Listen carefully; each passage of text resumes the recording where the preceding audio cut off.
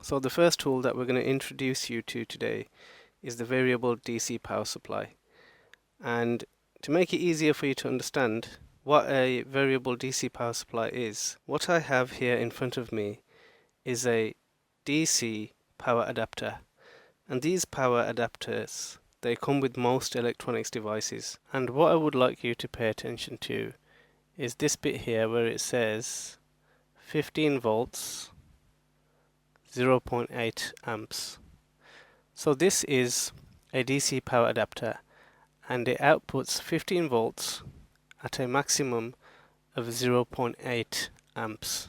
So what is a variable DC power supply? The difference between this and the DC power supply I just showed you on the demonstration table is that on this, each channel can have its own custom voltage, and it can also have its own custom maximum amps that you want to supply to your device.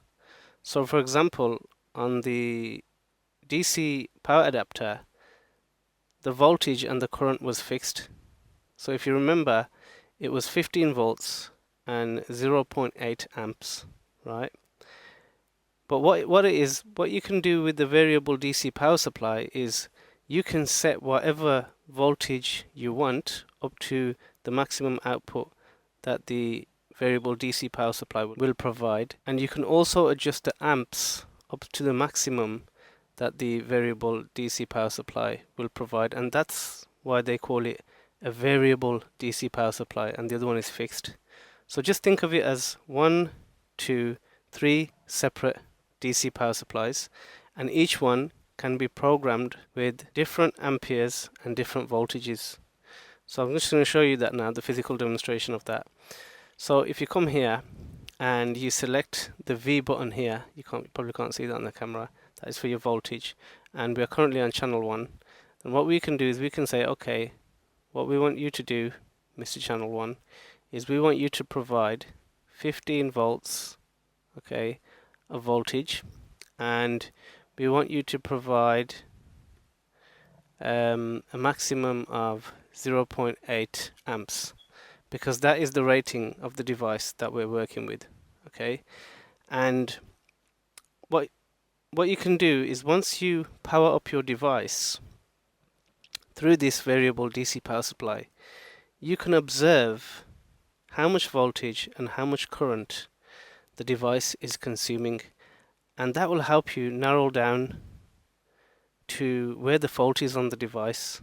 It's not a be all and end all, but it will give you some indication of where to look if you find anything here that's not normal. So what we would do is we would plug our device into this, but what we would do is we would normally set the amps a bit higher, maybe about 2 amps, okay?